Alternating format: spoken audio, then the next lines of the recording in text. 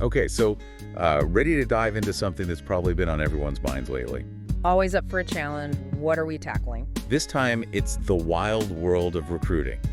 We're taking a close look at this episode from the Workplace Wisdom podcast. It's called, Is the Recruiting Process Broken? And they really get into it. Oh, that's a juicy one. Everyone's got a recruiting story, right? I mean, who hasn't dreamt of a smoother experience on either side of that equation? Right, and the hosts of the episode, Alex and Jamie, they kind of just come right out and say it, you know. They talk about how frustrating the whole job application process is these days. Yeah, I can see that. It's like you spend hours on these applications, make sure everything's perfect, and then bam, impersonal rejection. Like throwing your resume into a black hole, honestly. Exactly, and it's so easy to just point the finger at technology, you know? Oh, totally. Blame it on the algorithms. It's always those applicant tracking systems, those ATS things. They get a bad rap. Yeah, they're like the villains of the job hunt. But this episode actually brings in someone who had experience on both sides. They'd worked for a recruiting platform, but later had to go through those same frustrating applications themselves. Whoa, so they saw behind the curtain, so to speak. What did they say? Well, their main point was that at the end of the day, technology is just following instructions, you know? The criteria that are programmed by, guess what? Humans.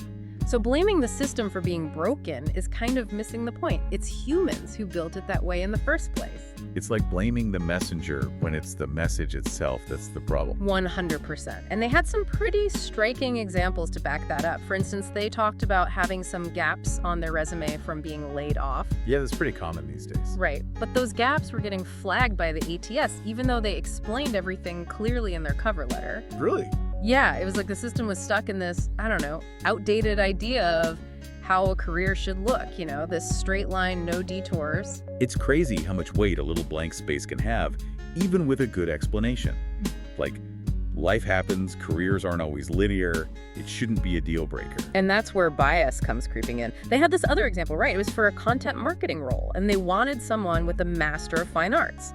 Now, don't get me wrong, advanced degrees are great, but do you really need an MFA to be a good content writer? It's like degree inflation gone wild, making the barrier to entry higher and higher without really thinking about whether it matters for the job itself. And that decision to require an MFA, that wasn't made by some algorithm in a vacuum. There was a person somewhere who decided that was important, and the system just went along with it. It makes you wonder, is that really the best way to find the best candidate? Or are we just creating obstacles for no good reason?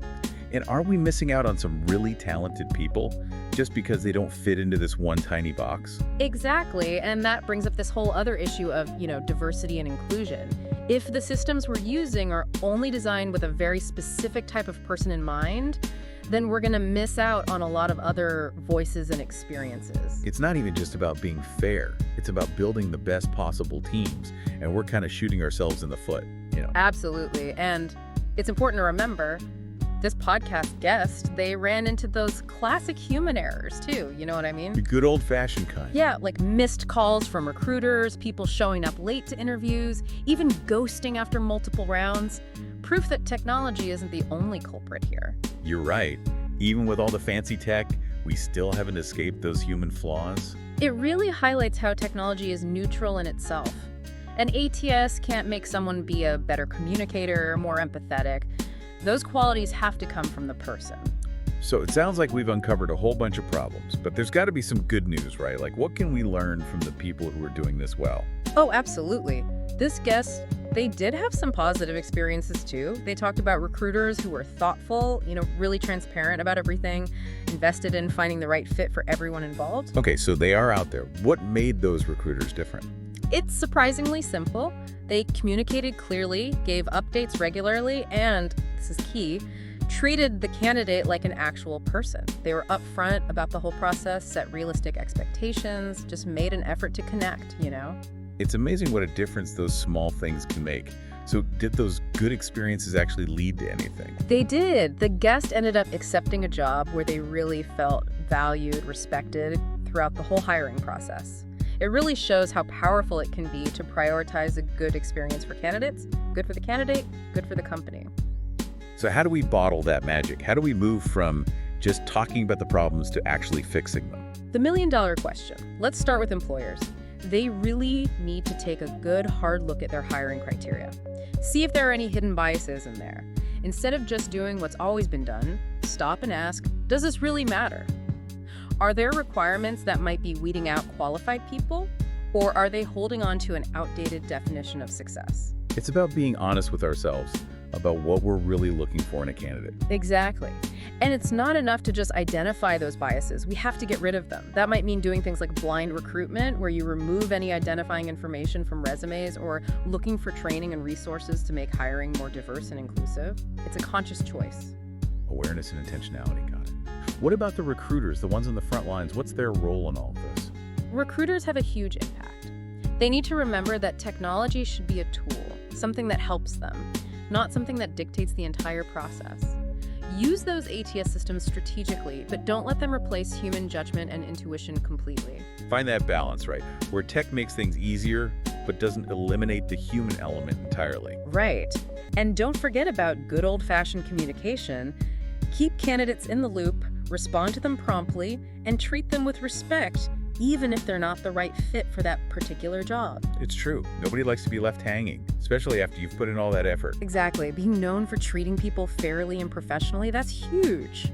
So we've covered a lot of ground here, but I'm sure our listeners are wondering about the other side of this.